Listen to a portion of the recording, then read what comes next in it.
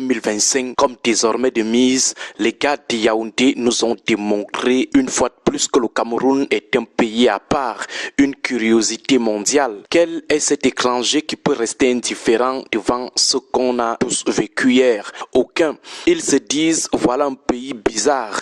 La classe dirigeante au sommet, des gens d'un âge extrêmement avancé, on dirait que le critère déterminant des sélections au sommet, c'est être extrêmement vieux. En tout cas, les étrangers qui ont vu les mêmes images que nous ont compris que le repos n'est pas la chose la mieux partagée au Cameroun. C'est pire qu'une punition. Mieux se donner la douleur de rester aux affaires malgré la pénibilité de l'âge ou du poids de l'âge. Autre curiosité, c'est le fait qu'on interdise aux gens d'utiliser les téléphones pour filmer. Qu'est-ce qu'on veut cacher? Qu'est-ce qu'ils n'aimeraient pas qu'on filme? L'autre jour au Vatican, lorsqu'on a présenté le nouveau pape, les gens avaient leur téléphone bien armé et ils ont pris des photos à volonté. On a interdit le téléphone à personne. On a empêché personne de filmer. Les autres présidents, les gens les filment lors des événements publics, ne serait-ce que lors des événements publics. Mais au Cameroun, c'est une infraction.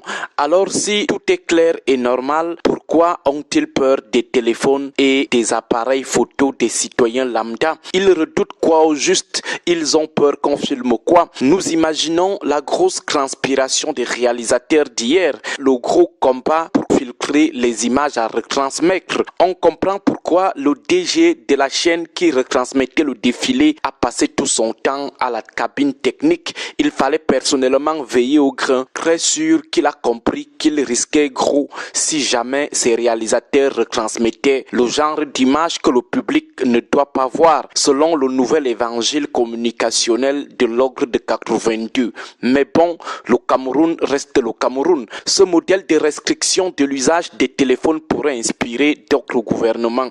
Autre chose, dans la tribune, les visages étaient complètement pâles, sombres, difficile de croire que nous étions en pleine fête, en pleine réjouissance de la fête de notre unité. Les gens sont souvent tristes lors des levées de corps ou lors des enterrements, mais hier c'était un peu plus cynique dans les gradins. Avant même le passage du parti au pouvoir, c'était pire.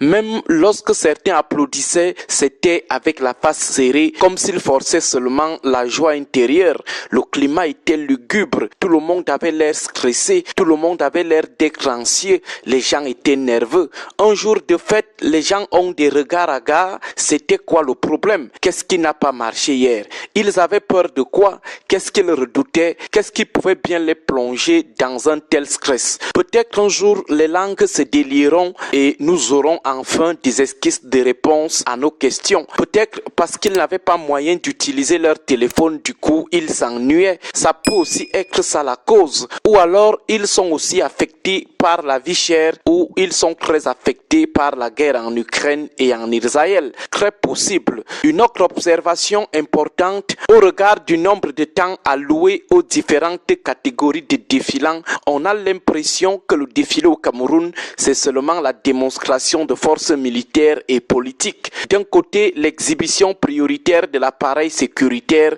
et de l'autre, l'exhibition prioritaire de l'organisation politique du bloc au pouvoir. C'est comme si on cherchait à passer un message. Vous avez vu notre armée, vous avez vu notre force politique. Pour l'armée, c'est normal, c'est la tradition, même si nous doutons de la perception que nos gens ont de l'opportunité de l'exhibition des armées. Mais pour la force politique, là, il n'y a rien à douter.